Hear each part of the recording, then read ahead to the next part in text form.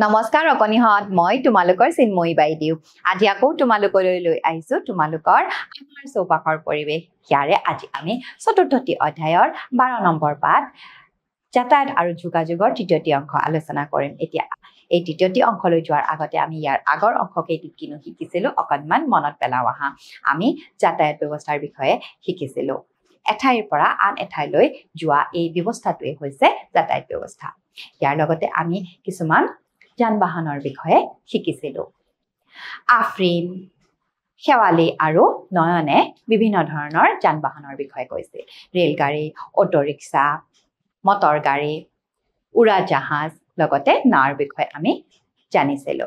এতিয়া আহাচোন এই অংশটিত কিনো আছে চাও এতিয়া ৰূপালীয়ে কিনো কৈছে চাও আহা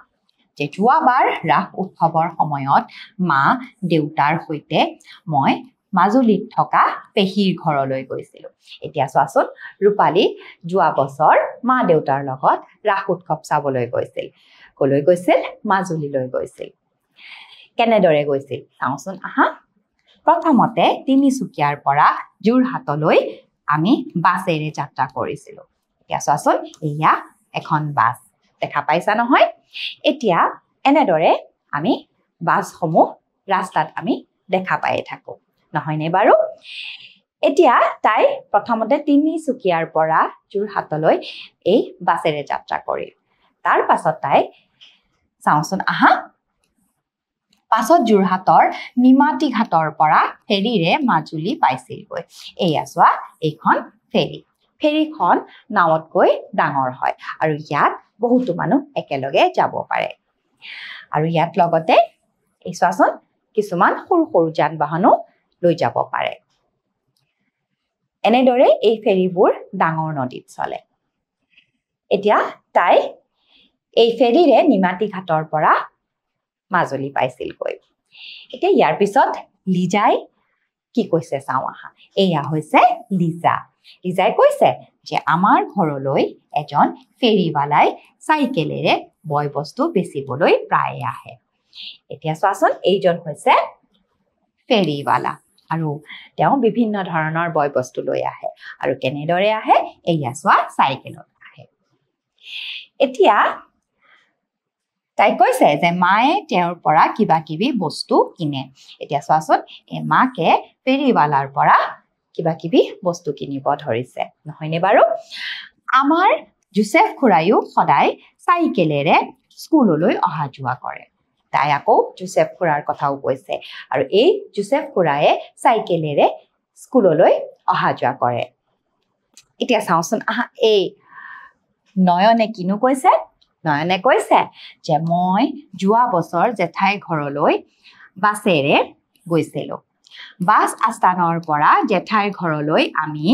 খোজকাঢ়ি গৈছিলো এতিয়া চোৱাচোন নয়ন যোৱা বছৰ জেঠাইকৰ ঘৰলৈ গৈছিল কেনেদৰে গৈছিল বাছেৰে গৈছিল আৰু এই বাছ আস্থানৰ পৰা জেঠাইৰ ঘৰলৈ সি খোজকাঢ়িয়ে গৈছিল এতিয়া সেই জেঠাইৰ ঘৰৰ গাঁওখনত সি কি দেখা পাইছিল চাওচোন আহা ইয়াত কৈছে যে জেঠাইহঁতৰ গাঁৱত আমি গৰু গাড়ী দেখিছিলো এয়া চোৱাচোন গৰু গাড়ী গাঁৱত গৰু গাড়ীৰে পথাৰৰ পৰা ধান আনে এতিয়া দেখা পাইছানে বাৰু গাঁওবোৰত এই গৰু গাড়ীৰে ধান অনা নিয়া কৰে এয়া চোৱা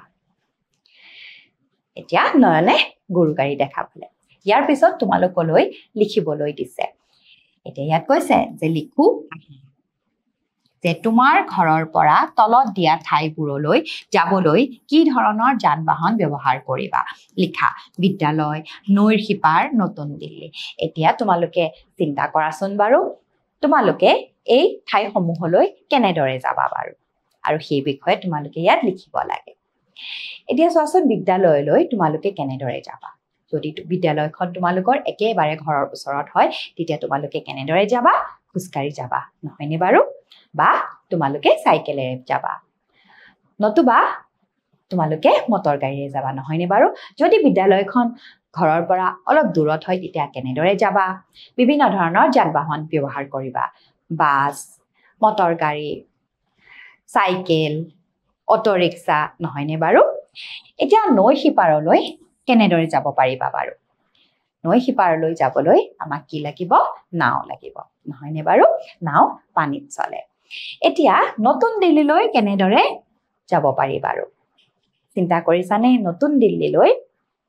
আমি ৰেলেৰে যাব পাৰো আৰু লগতে আমি উৰাজাহাজেৰেও যাব পাৰো কাৰণ নতুন দিল্লী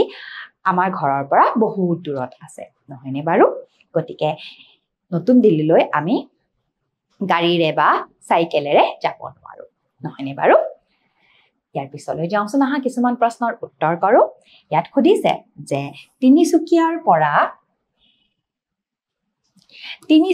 পৰা যোৰহাটলৈ ৰূপালীয়ে কেনেকৈ যাত্ৰা কৰিছিল বাছেৰে নে মটৰ গাড়ীৰে কেনেদৰে যাত্ৰা কৰিছিল হয় বাছেৰে যাত্ৰা কৰিছিল ইয়াৰ পিছত লিজাৰ ঘৰলৈ অহা ফেৰীৱালাজনে বয় বস্তু বেচিবলৈ কেনেকৈ আহে অটো ৰিক্সাৰে আহে নে চাইকেলেৰে আহে বাৰু হয়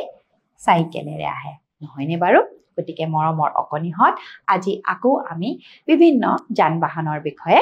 জানিলো নহয়নে বাৰু আমি এই অংশত কি দেখা পালো বাৰু বাছ দেখা পালো ফেৰী দেখা পালো গৰু গাড়ী দেখা পালো চাইকেল দেখা পালো নহয়নে বাৰু এইবোৰ হৈছে যান বাহন এতিয়া আজিৰ এই অংশটি মই ইমানতে অন্ত পেলাইছো পৰৱৰ্তী অংশলৈ পুনৰবাৰ তোমালোকৰ লগত উপস্থিত হ'ম আজিৰ কাৰণে আহিছো নমস্কাৰ